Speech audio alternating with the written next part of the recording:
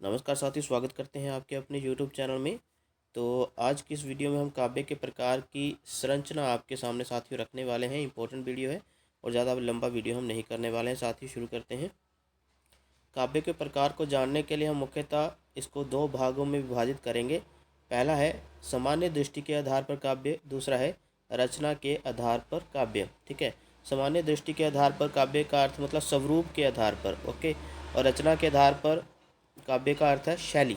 Okay, तो ये याद रखिएगा। सामान्य दृष्टि के आधार पर काव्य का जो असली जो वास्तविक अर्थ हुआ वो है स्वरूप की दृष्टि के आधार पर। रचना के आधार पर काव्य का अर्थ मतलब शैली के आधार पर काव्य। ओके, तो दो मुख्य भागों में हम विभाजित कर रहे हैं। पहले हम पढ़ लेते हैं सामान्य दृष्टि के आधार पर काव्य। तो ये मुख्यतः दो भागों में है, दृश्य काव्य और श्रव्य काव्य। दृश्य काव्य जिसको नाटक या प्राचीन संस्कृति में तो संस्कृत भाषा में रूपक कहा जाता था।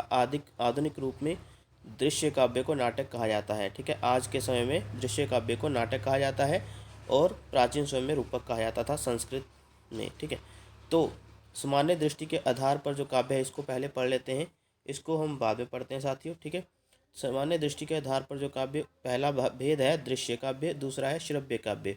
ठीक है, मैंने बोला अभी कि दृश्य काव्य को नाटक कहा जाता है आधुनिक समय में, लेकिन संस्कृत भाषा में प्राचीन समय में इसको रूपक माना जाता था, रूपक कहा जाता था। और रूपक या दृश्य काव्य के दो भेद हैं, रूपक या उपरूपक। क्या है? रूपक और उपरूपक। रूपक के आगे 10 भेद हैं और उपरूपक के आगे 18 भेद हैं। कितने? 10 और इसके 18। हमने पहले ही इसको किया हुआ है साथियों, लेकिन फिर भी हम रूपक के 10 भेद जो हैं पढ़ दे रहे हैं आपके सामने।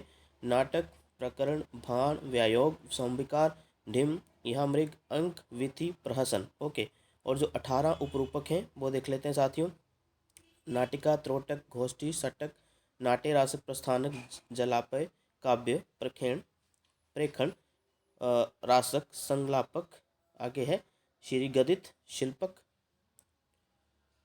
विलासिका, दुर्मलिका, प्रकरणिका, हलीश और वणिका। ओके, ये 18 उपरूपक भेद हुए। आगे साथियों जो श्रव्य काव्य है उसको देख लेते हैं, जो सामान्य दृष्टि के आधार पर काव्य का दूसरा भेद है, इसको देख लेते हैं श्रव्य काव्य। ओके, ये मुख्य भेद है। ठीक है, पहला आएगा मुक्त काव्य, या फिर पहला हम प्रबंध काव्य भी ले सकते हैं, आगे पीछे कोई दिक्कत नहीं, इधर लिख सकते हैं इधर लिख सकते हैं, कोई दिक्कत नहीं है। पहले मैंने मुक्त काव्य को लिया है। ठीक है, मुक्त काव्य में देख लीजिए गीति काव्य और दूसरा है पाठ काव्य। ओके, तो गीति काव्य मुक्त काव्य में गेय काव्य भी इसको बोला जाता है, गेय मुक्त काव्य भी बोल दिया जाता है। ठीक है, गाने होते हैं इसमें, जैसे सूरदास के बाद मीराबाई के बाद कबीर के दोहे। ओके, इस तरह से आदि जो है ये कवियों के दोहे जो पद जो है इसमें होते हैं। आगे साथियों पाठ्य काव्य, ये एक प्रकार का एक पाठ के रूप में काव्य को प्रस्तुत किया जाता है, जैसे कि आप अपनी पाठ्य पुस्तिकाओं में देख सकते हैं किसी भी कक्षा की। ठीक है, तो छोटे छोटे उसमें कहानियाँ होती हैं, कोई कथा होती है, कोई निबंध नुमा कथा होती है, तो उस तरह से पाठ्य काव्य। आगे साथियों मुक्त काव्य के दो भेद, गीति काव्य या पाठ्य काव्य। कहीं कहीं आपको जो दोनों भेद देखने को नहीं मिला होगा, वहाँ कहीं कहीं मुक्त काव्य ही लिखा होता है, लेकिन फिर भी मैं बता रहा हूँ गीति काव्य और पाठ्य काव्य जो है मुक्त काव्य के अंतर्गत आता है। अगला साथियों श्रव्य काव्य का जो दूसरा महत्वपूर्ण भेद है वो है प्रबंध काव्य। ओके, इसको देख लेते हैं। प्रबंध काव्य ये है महाकाव्य और खंड काव्य। प्रबंध काव्य और महाकाव्य, खंड काव्य जो है, दो भेद हैं इसके प्रबंध काव्य के। प्रबंध काव्य एक प्रकार की कथा होती है। ठीक है, शुरू से लेकर अंत तक इसमें बताया जाता है किसी नायक के या किसी उसके जीवन से संबंधित। तो महाकाव्य का क्षेत्र बड़ा होता है, इसका हम करवा चुके हैं साथी, उसके बारे में कुछ नहीं बोलूँगा, लेकिन महाकाव्य के कुछ उदाहरण हैं रामचरितमानस, रामचंद्रिका, साकेत, कामयानी और पद्मावती। और खंड काव्य लिखे हुए यहाँ पर पंचवटी, मैथिली शरण गुप्त जी की रचना, जयद्रथ वध ये भी उनकी है, नाहुष, सुधामाचरित, मिलन और पथिक। ठीक है, तो ये सभी खंड काव्य की रचना है। अभी आप देख लीजिए तनिक, इस प्रकार का स्ट्रक्चर है। ठीक है, इतना हम कर चुके हैं साथियों। सामान्य दृष्टि के आधार पर काव्य जो है वो आपके सामने मैंने रख दिया है। ठीक है, दृश्य काव्य, श्रव्य काव्य दो भेद, फिर आगे दृश्य काव्य के फिर आगे दो भेद हैं, रूपक और उपरूपक। श्रव्य काव्य के आगे दो भेद हैं, मुक्त काव्य, प्रबंध काव्य। मुक्त काव्य के आगे दो भेद हैं, गीति काव्य और पाठ्य काव्य। और प्रबंध काव्य के आगे दो भेद हैं, महाकाव्य और खंड काव्य। ठीक है, अगला साथियों, रचना के आधार पर काव्य।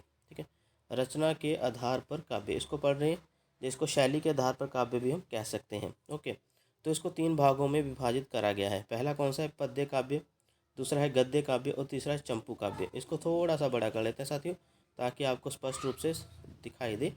ठीक है, पद्य काव्य, गद्य काव्य और चंपू काव्य। ओके साथियों, अभी देखिए पद्य काव्य क्या है।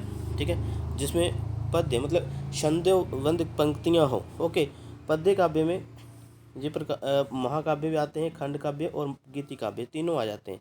ठीक है, ये जो है ना, वो इसमें सभी शामिल हो जाते हैं, क्योंकि शैली है, शैली के आधार पर काव्य जो है इसके अंतर्गत ही आ जाते हैं। ये तीनों के तीनों महाकाव्य, खंड काव्य और गीति काव्य, इसमें मुक्त काव्य भी हम ले सकते हैं। ओके, ये सभी का सुमेल है, रचना की बात हो रही है ना, शैली की। आगे गद्य काव्य भी होता है, इसमें कथा को गद्य काव्य के रूप में समझाया जाता है। ठीक है, अखाइका भी कहानी ही होती है एक प्रकार की। ठीक है, तो जैसे कि कुछ नाम मैंने लिए हैं ये नीचे। साधना ये राय कृष्णदास जी की रचना है, ये गद्य काव्य है।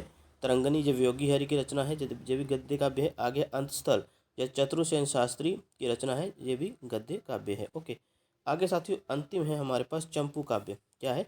चंपू काव्य, जिसमें गद्य और पद्य का मिश्रण होता है। क्या होता है? गद्य और पद्य। ठीक है, दोनों का मिश्रण होता है, उसको बोला जाता है चंपू काव्य। ओके साथियों, चंपू काव्य बोला जाता है उनको। तो यशोधरा जो मैथिली शरण गुप्त जी की रचना है यशोधरा, और उर्वशी जो कि है दिनकर जी की रचना, उसको दोनों को ही ये माना जाता है चंपू काव्य की श्रेणी में। इसमें गद्य और पद्य दोनों का ही मिश्रण होता है। ठीक है, पंक्तियाँ गद्य और पद्य दोनों में ही होती हैं। ओके साथियों, तो ये रहे रचना के आधार पर काव्य के 3 भेद, पद्य काव्य, गद्य काव्य और चंपू काव्य। ठीक है साथियों, अब मैं छोटा करके बता देता हूँ पूरी की पूरी संरचना। इस तरह के स्क्रीनशॉट ले लीजिए साथियों। ठीक है, इस तरह से आपने समझ लेना है। ओके, तो आज की इस वीडियो में इतना ही। काव्य के प्रकार की संरचना को आपके सामने रखा है। ठीक है, भ्रमित नहीं होना है, बिल्कुल इस प्रकार से है। और सामान्य दृष्टि के आधार पर काव्य के 2 भेद है, दृश्य काव्य, श्रव्य काव्य। यह सबसे महत्वपूर्ण है। ठीक है, दृश्य काव्य को नाटक कहा जाता है, और आधुनिक समय में नाटक कहा जाता है, प्राचीन समय में रूपक कहा जाता था। और रूपक द नाटक के 2 भेद है, रूपक और उपरूपक। ठीक है, तो इस प्रकार से प्राचीन नाटकों को रखा जाता था। ओके, तो आगे मुक्त काव्य और प्रबंध काव्य आ गया। फिर रचना के जो शैली के आधार पर काव्य के 3 भेद हैं, ये सब साथियों आपके सामने रखा मैंने।